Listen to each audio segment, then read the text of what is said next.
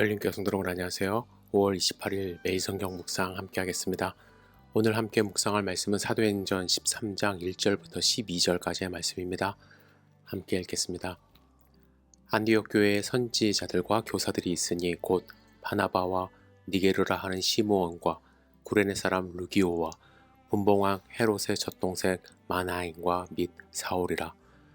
주를 섬겨 금식할 때에 성령이 이르시되 내가 불러 시키는 일을 위하여 바나바와 사울을 따로 세우라 하시니 이에 금식하며 기도하고 두 사람에게 안수하여 보내니라. 두 사람이 성령의 보내심을 받아 실루기아에 내려가 거기서 배 타고 구브로에 가서 살라미에 이르러 하나님의 말씀을 유대인의 여러 회당에서 전하였으 요한을 수행원으로 두었더라.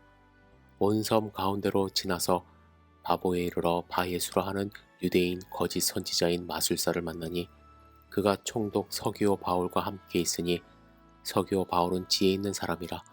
바나바와 사울을 불러 하나님의 말씀을 듣고자 하더라. 이 마술사 엘루마는 이 이름을 번역하면 마술사라. 그들을 대적하여 총독으로 믿지 못하게 힘쓰니 바울이라고 하는 사울이 성령이 충만하여 그를 주목하고 이르되 모든 거짓과 악행이 가득한 자여 마귀의 자식이요 모든 의의 원수여 주의 바른 길을 굽게 하기를 그치지 아니하겠느냐. 보라 이제 주의 손이 내 위에 있으니 내가 맹인이 되어 얼마 동안 해를 보지 못하리라 하니 즉시 안개와 어둠이 그를 덮어 인도할 사람을 두루 구하는지라. 이에 총독이 그렇게 된 것을 보고 믿으며 주의 가르치심을 놀랍게 여기니라. 아멘. 오늘 본문의 말씀은 안디옥 교회에서 바나바와 사울을 따로 세우고 그리고 바나바의 조카 마가 요한이 수행원이 되어 선교 여행을 출발하여 첫 번째 기착지인 살라미에 이르렀을 때 일어난 일을 기록하고 있습니다. 여기서 주목해야 할 것이 있는데요. 1절에 등장하는 안디옥 교회 리더들의 이름들입니다. 이들의 이름을 통해서 우리가 알 수 있는 사실은 안디옥은 윤리적이고 문화적인 다양성을 가진 도시라는 것입니다. 먼저 바나바가 언급되죠. 바나바는 그룹의 리더였기 때문에 첫 번째로 언급이 되는데요. 그는 예루살렘으로부터 온 유대인이었지만 원래는 팔레스타인 서쪽의 섬 구브로 출신의 사람입니다. 그리고 시므온은 유대적인 이름을 갖고는 있었지만 그는 흑인을 의미하는 니게르라고 불렸습니다. 혹자는 구레네 시몬과 동일시하지만 사실은 설득력이 없는 주장입니다. 다음에 등장하는 구레네 사람 루기오이고 그 다음으로는 마나엔인데 그는 분봉왕 헤롯과 젖동생이라고 표현하고 있습니다. NIV 성경은 같이 자랐다라고 번역했지만 원래 의미는 수양된 자녀로서 형제이거나 어린 시절부터 가까운 친구를 의미한다고 합니다. 마나엔과 함께 자란 헤롯은 침례 요한을 참수하고 그리스도의 재판에 관여한 것으로 알려져 있지만 마나엔은 교회의 리더가 된 것입니다. 그리고 마지막으로 다섯 출신의 유대인인 사울이 마지막에 언급되어 있습니다. 어제 주일을 통해서 우리는 안디옥 교회가 어떤 배경에서 출발하게 되었는지 함께 생각해 보았습니다. 안디옥 교회는 핍박으로 흩어진 제자들에 의해 세워진 교회였고 평신도들의 동력으로 성장했으며 그리스도인이라는 호칭을 받은 교회라고 말씀을 드렸습니다. 그리고 오늘 본문을 통해서 또 하나의 특징을 발견할 수 있는데요. 안디옥 교회는 다양한 배경과 문화를 가진 리더들이 교회를 이끌고 있었다는 것입니다. 안디옥 교회의 리더들을 보면서 현대 교회가 리더들을 세우는 일에 대하여 반성할 필요가 있음을 발견합니다.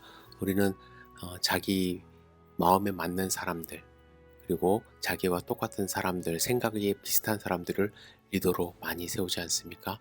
그리고 오늘 본문에 보면 바나바와 사울이 잃어버린 자들에게 복음을 전하기 위하여 세움을 받았다고 말씀합니다. 그들은 교회의 탑 리더들이었고 안디옥 교회는 여전히 그들이 필요했습니다.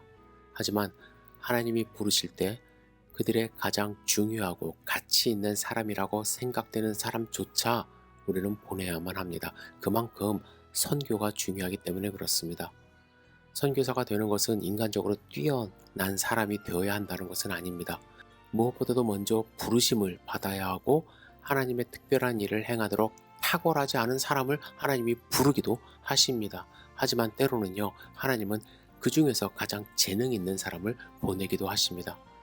어떤 사람은 탁월한 사람이 선교적 소명에 응답할 때, 아니, 무슨 쓸데없는 짓입니까?